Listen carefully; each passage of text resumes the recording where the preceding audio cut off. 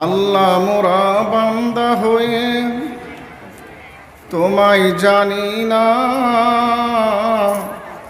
তোমার দয়াই জীবন পেয়ে আদৌ মানি না। আল্লাহ মোরা বান্দা হয়ে তোমায় জানি না,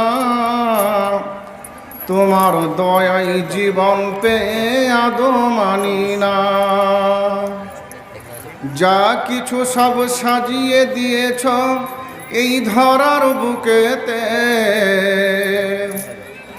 যা কিছু সব সাজিয়ে দিয়েছ এই ধরার বুকেতে, দিনের বেলায় রবি দিলে শশী সাজিতে, দিনের বেলায় রবি দিলে শশী সাজিতে। পাহাড় সাগর মারু দিলে দিলে সবুজ বন, পাহাড় সাগর মরু দিলে দিলে সবুজ বন।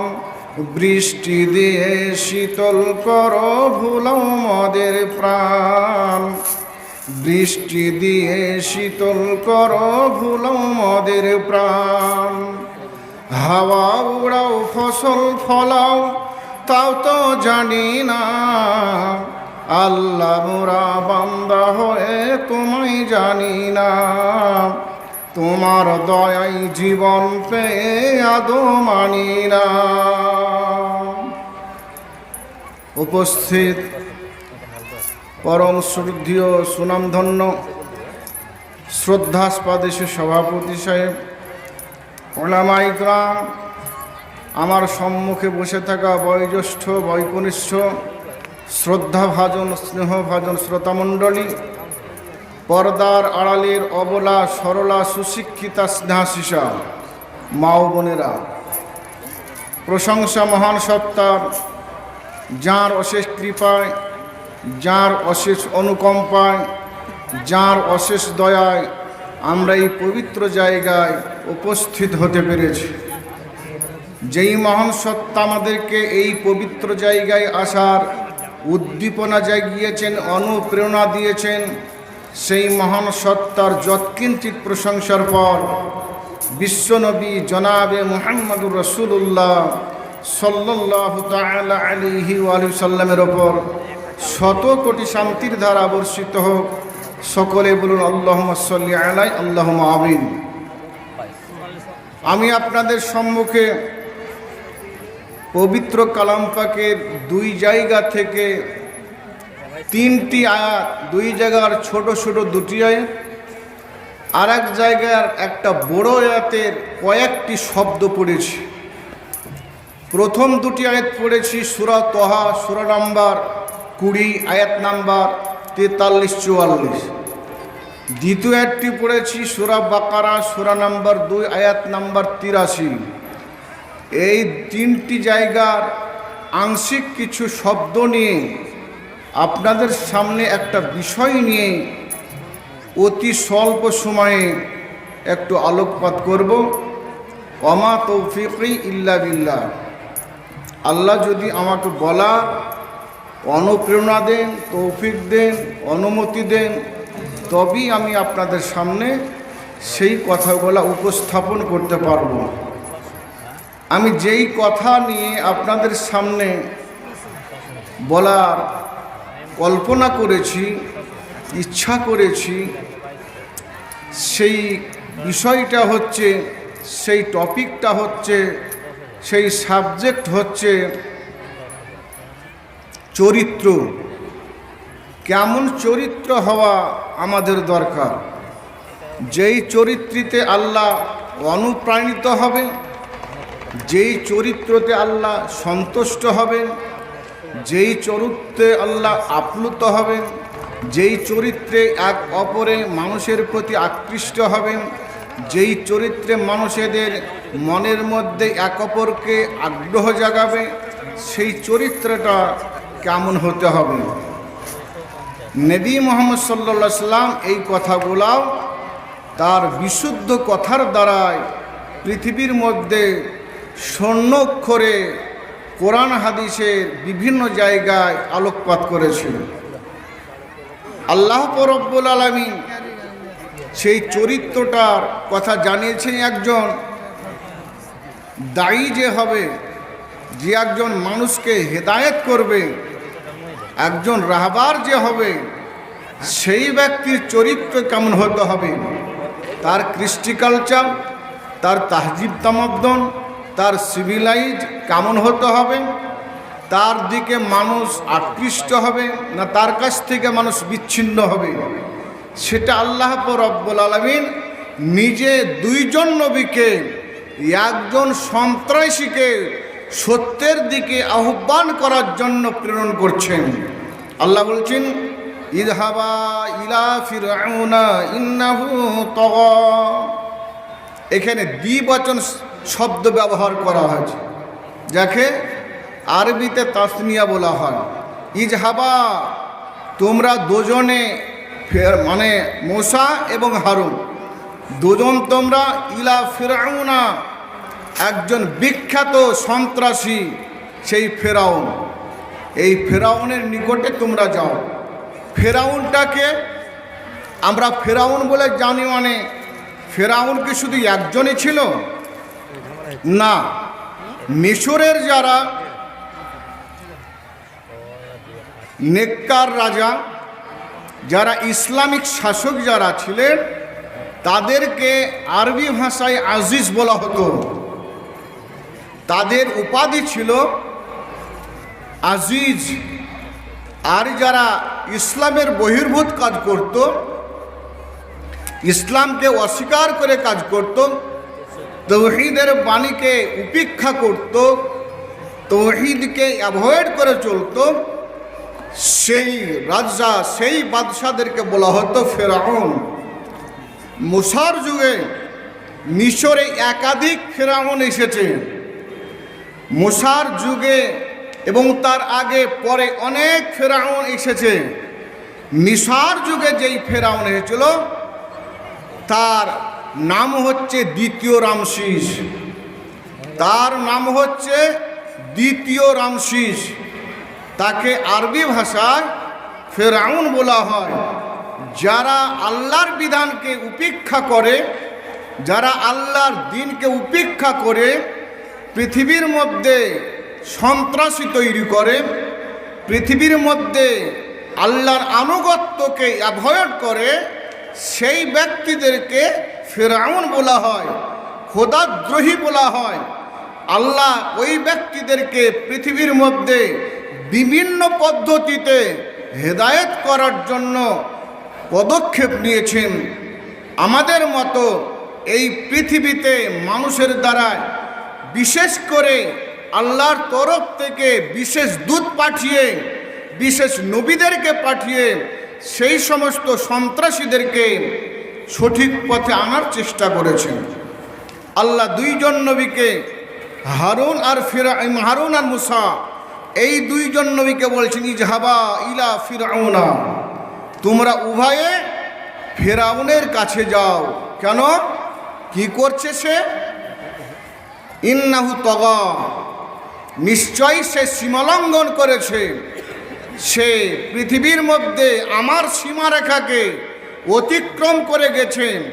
আমার নিষিদ্ধ জিনিসকে সে অস্বীকার করে, অ্যাভয়েড করে পৃথিবীর মধ্যে বিভ্রাট সৃষ্টি করছে। এই সন্ত্রাসীকে সঠিক পথে আনার জন্য তোমরা দুজনা তার কাছে যাও। কি নিয়ে যাবে? কোনো মিসাইল নিয়ে যাবে? স্কাট বম নিয়ে যাবে? কোনো অস্ত্র নিয়ে যাবে? সৈন্যবাহিনী নিয়ে যাবে? কোনো বিভিন্ন অস্ত্রশস্ত্র বাহিনী নিয়ে গিয়ে তাদের ওপর আক্রমণ করবে? আল্লাহ এটা বললেন না। কি করতে বললেন? দুজনাকে বিনা অস্ত্রে, সেই অস্ত্র কি ছিল? মুসা কি আল্লাহ যে আসল অস্ত্র আসমান থেকে দিয়েছিলেন, তাওরাত, সেই তাওরাত খান আল্লাহ রাব্বুল বললেন, তোমার তাওরাতের যেই বাণী আছে সেই বাণীর পদ্ধতি মতো সেই ফেরাউনকে সঠিক পথে আনো। তাকে কোনো গালি নয়, তার কাছে কোনো রকমের অশালীন কথা, অপ্রীতিকর কথা, গর্হিত কথা তার সামনে ব্যবহার করবে না। মার্জিত ভাষায়, মার্জিত ঢঙে, মানে সঠিকভাবে, মোলায়েমভাবে, সফটভাবে ফেরাউনকে তোমরা দুজনাকে হেদায়েত করো। আল্লাহ বলছেন কি বলবে? ফাকুলা লাহু কাওলান লাইয়িনান লাআল্লাহু ইয়াতাযাক্কারু আও ইয়াখশা। আল্লাহ বললেন অতএব তোমরা দুজন নবী দুইজনে ফেরাউনকে যে মোলায়েম ভাষাতে, নরম ভাষাতে, শালীন ভাষাতে, মার্জিত ভাষাতে তার সামনে তোমরা দুজনাই কথা বলো, দুজনাই তোমরা ফাকুলা লাহু কাওলান লাইয়িনান, তোমরা তাকে নরম ভাষায়, মার্জিত ভাষায়, মিষ্টি ভাষায়, আপ্লুতকারী ভাষায়, আকৃষ্টকারী ভাষায় ফিরাউনের সামনে কথা উপস্থাপন করো। এটা আল্লাহ রব্বুল আলামিন দুইজন নবীকে, একজন বিখ্যাত সন্ত্রাসীকে সঠিক পথে আনার কি চেষ্টা নিচ্ছেন দুইজন নবীর দ্বারায়। আল্লাহ বললেন তোমরা দুজনকে তাকে মৃদু ভাষায়, নরম করে, আস্তে করে, ভালোভাবে, মার্জিত ভাষায়, মলিন ভাষায় কথা বলবে।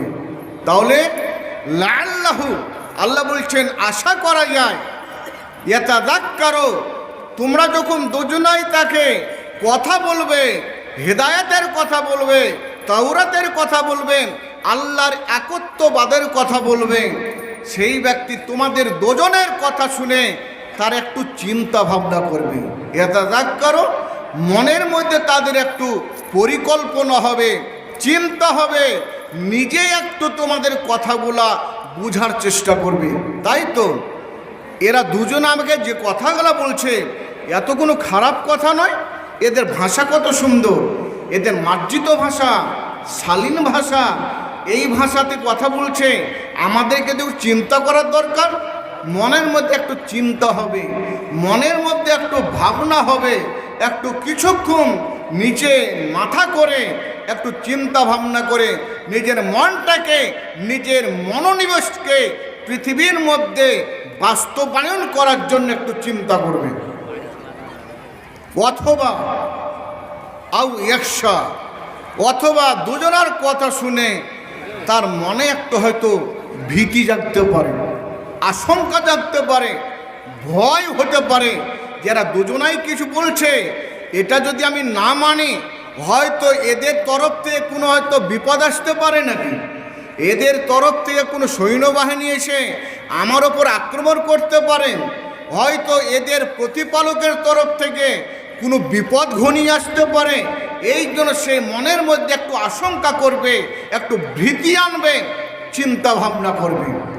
আল্লাহ রাব্বুল আলামিন অন্য জায়গায় সূরা বাকারা সূরা নাম্বার 2 আয়াত নাম্বার 83 আংশিক কথায় আল্লাহ বললেন ফাকুলা লিন্নাসে হুসনা, হে পৃথিবীর দায়ীরা, হে পৃথিবীর সম্মানীয় ব্যক্তিরা, পৃথিবীতে যখন যারা বিভ্রাট সৃষ্টি করবে, সন্ত্রাসী তৈরি করবে, শরীয়তকে অপেক্ষা করতে থাকবে, শরীয়তকে মানতে রাজি হবে না, অস্বীকার করবে, এই রকম লোকের কাছে তোমরা সঠিকভাবে, নম্রভাবে, শালীনভাবে মানুষের সামনে কথা বলো। তাহলে তোমাদের কথাতে এরা বিরক্ত বোধ করবে না, তোমার কথাই তারা একটু আপ্লুত হবে, তোমার কথাই তারা একটু আকৃষ্ট হবে। নবী মুহাম্মদ সাল্লাল্লাহু আলাইহি ওয়াসাল্লাম তিনি হাদিসের মধ্যে বলেছেন, হাদিসটা বর্ণনা করছেন বিশ্বনবীর সবচাইতে বিদায়ের প্রাক্কালে যার বুকের ওপর মাথা রেখে পৃথিবী ত্যাগ করলেন সেই প্রিয়তমা স্ত্রী আয়েশা সিদ্দিকা রাদিয়াল্লাহু তাআলা আনহা। তিনি হাদিসটা বর্ণনা করছেন, হাদিসটা সহিহ মুসলিমের ৭৭ নম্বর হাদিস। বিশ্বনবীর কাছ থেকে আয়েশা সিদ্দিকা যতগুলা হাদিস বর্ণনা করেছেন তার আনুমানিক সংখ্যা হচ্ছে 2210টি। এই 2210টির মধ্যেকার অন্যতম সহিহ মুসলিমের হাদিসটি। আয়েশা রাদিয়াল্লাহু তাআলা আনহা আন্না রাসূলুল্লাহি সাল্লাল্লাহু তাআলা আলাইহি ওয়া সাল্লাম قال ইন্নাল্লাহা রাফিকুন ইউহিব্বুর রিফকা।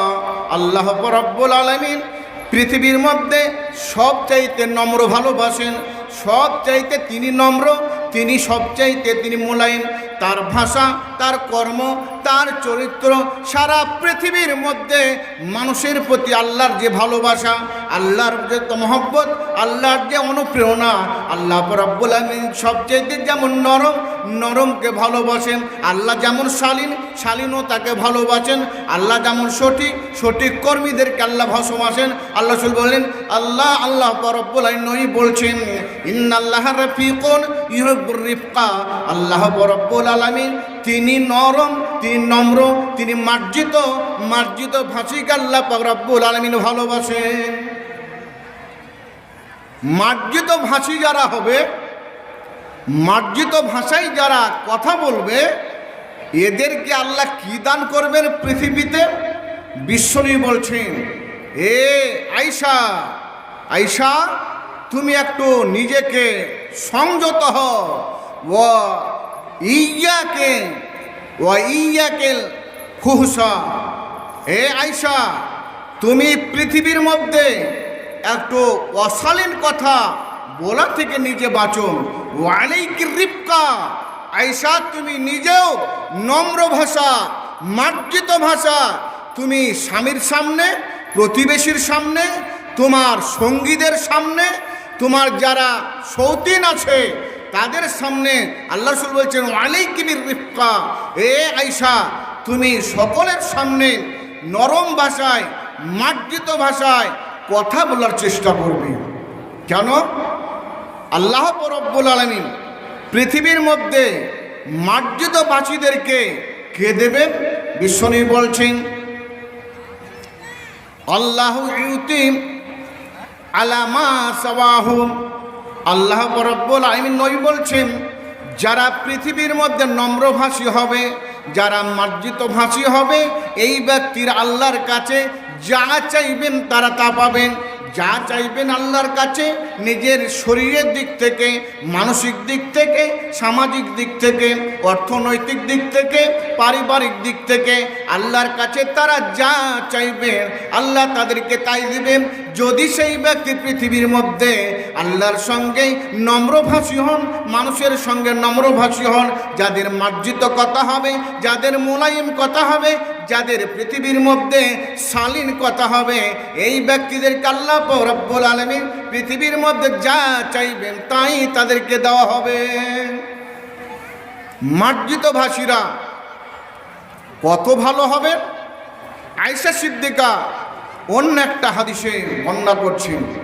এই হাদিসটা আয়েশা থেকে বর্ণিত। হাদিসটা সহিহ বুখারীর 6031 নম্বর হাদিস, 6031 নম্বর সহিহ বুখারীর হাদিস। আয়েশা বলছেন, আয়েশাতা রাদিয়াল্লাহু তাআলা আনহা ক্বালাত ইস্তাজানা রাহাতুম মিনাল ইয়াহুদ। ইহুদিদের কয়েকটা লোক, রাহাতুন শব্দ, রা ছোট হাত ওই, এই তিনটা শব্দ যখন হাদিস কোরআনের মধ্যে আসে, এর অর্থ হচ্ছে 3-এর অধিক আর 10-এর কম, অর্থাৎ 9 থেকে নিয়ে 3-এর ঊর্ধ্বে যত লোক থাকবে এদের সংখ্যাগুলাকে আরবিতে রাহাতুন বলা হয়। আয়েশা বলছেন, ইহুদিদের একটা দল 3 জন অথবা 9 জন অথবা 6 জন অথবা 5 জন অথবা 7 জন, এই তো একটা দল বিশ্বনবীর দরজার পাশে, বাড়ির পাশে এসে তারা ইস্তাজানা অনুমতি চাইছে বিশ্বনবীর বাড়িতে ঢোকার জন্য, বিশ্বনবীর সঙ্গে কথা বলার জন্য। এইভাবে বিশ্বনবীর কাছে অনুমতি চাইছে। আর দরজার পাশে অনুমতি কি চাইছেন? আসবেই কথা বলছেন না, কি বলছেন? আসসালামু আলাইকুম। বিশ্বনবীকে ইহুদিদের মুখ থেকে এমন একটা অশালীন কথা, এমন একটা অপ্রীতিকর কথা, এমন একটা অমার্জিত কথা, এমন একটা গর্হিত কথা, যেই কথাটা ইহুদিদের মুখ থেকে বের হলো, আসসালামু আলাইকুম, হে মোহাম্মদ, এর অর্থ হচ্ছে মোহাম্মদ তোমার মৃত্যু হোক। ইহুদিরা বিশ্বনবীকে একটা শব্দ ব্যবহার করছে, হে মোহাম্মদ তোমার মৃত্যু হোক। বিশ্বনবী তার উত্তরটা শুনে বললেন, সামান্য একটু কথাটা, ওই কথাটাকে রিপ্লাই করলেন, ওই কথাটাকে ফিরে দিলেন, বলেন ওয়ালাইকুম। বিশ্বনবী বললেন, যেই জিনিসটা তোমরা আমাকে বললে এটা তোমাদের উপরই হোক। আয়েশা সিদ্দিকা রাদিয়াল্লাহু তাআলা আনহা তিনি দরজায়, বাড়ির ভিতরে দরজায় পর্দায় দাঁড়িয়েছিলেন। এত তিনি রাগান্বিতা হলে দরজার ভিতর থেকে বলছেন, ওয়ালাইকুমুস সালাম ওয়া লা'নাকুমুল্লাহু ওয়া গাযাবা আলাইকুমা। বিশ্বনবীর কথাটা শোনার পরেও আয়েশা ভিতর থেকে বলছে, ওরে ইহুদির দল, তোদের মৃত্যু হোক, তোদের ওপর আল্লাহর লানত হোক, তোদের ওপরে আল্লাহর তোদের ওপর অশান্তি বর্ষিত হোক। এই তিনটি ভাষা যখন আয়েশার মুখ থেকে বিগলিত হলো, আয়েশার মুখ থেকে যখন আল্লাহ রাসূলের সামনে তার মুখ থেকে বের হলো, সঙ্গে সঙ্গে বিশ্বনবী বলছেন, ইয়া আয়েশা মাহলান, আয়েশা তুমি থেমে যাও, ওই কথা তুমি বলো না। আমি যার উত্তর দেওয়ার তা আমি দিয়ে দিয়েছি, তুমি আর বেশি বলো না। তুমি মানুষের সঙ্গে নরম ভাষায় কথা বলো, যতই কাফের হোক, যতই বেঈমান হোক, যতই বেদিন হোক পৃথিবীর মধ্যে, তাদের সঙ্গে মার্জিত কথা বলো, অতিরিক্ত কথা বলো না। তুমি এত বড় কথা কেন বলতে যাচ্ছ? আয়েশা বলছেন, আয়েশা বলছেন ফাকুল তোলাহু, আমি বললাম বিশ্বনবীকে, আলাউ তাসমা মা কালু, আপনি কি নবী শোনেননি যে ইহুদিরা আপনাকে কি বললেন? বিশ্বনবী বললেন, তুমি জানো না? আলাউ তাসমি মা কুল তোলাহু, আয়েশা তুমি জানো না, শোনোনি? আমি যে তাদের উত্তরে আমি তার উত্তরটাকে দিয়ে শোনোনি? আয়েশা ওয়ালাইকির রিফকা, তুমি তাদের ওপরে মার্জিত কথা বলো, নরম করো। আর ওয়াইয়াক ওয়াল ফুহশা, তুমি অশালীর কথা, অপ্রীতিকর কথা, হারাম কথা, গর্হিত কথা, অবৈধ কথা বলা থেকে নিজেকে সংযত থাকো, নিজেকে সাবধানে থাকো। বিশ্বনবী জনাবে মুহাম্মদুর রাসূলুল্লাহ সাল্লাল্লাহু আলাইহি সাল্লাম নিজের স্ত্রীকে, নিজের প্রিয়তমাকে, নিজের সঙ্গিনীকে, নিজের বিছানার সাথীকে তিনি মার্জিত ভাষা বলার জন্য প্রশিক্ষণ দিচ্ছেন। এই তো বিশ্বনবীর চরিত্র, এই তো বিশ্বনবীর কথা, এই তো ইসলামের শিক্ষা, এই তো পৃথিবীর যারা নেককার মানুষ, যারা ইসলামের সঙ্গে যারা চলে, তাদের এই রকম মার্জিত কথা হওয়ার দরকার। বিশ্বনবী জনাবে মুহাম্মদুর রাসূলুল্লাহ সাল্লাল্লাহু আলাইহি ওয়াসাল্লাম অন্য একটা হাদিসে বর্ণনা করছেন। হাদিসটা জারির বিন আব্দুল্লাহ আল বাজালি রাদিয়াল্লাহু তাআলা আনহু তিনি হাদিসটা বর্ণনা করছেন। জারির বিন আব্দুল্লাহ আল বাজালি তিনি বিশ্বনবীর কাছ থেকে 100টি হাদিস বর্ণনা করেছেন। জারির বিন আব্দুল্লাহ আল বাজালি রাদিয়াল্লাহু তাআলা আনহু বিশ্বনবীর কাছ থেকে 100টি হাদিস বর্ণনা করেছেন। ওই 100টি হাদিসের মধ্যে সহিহ মুসলিমের 74 নম্বর হাদিস, সহিহ মুসলিমের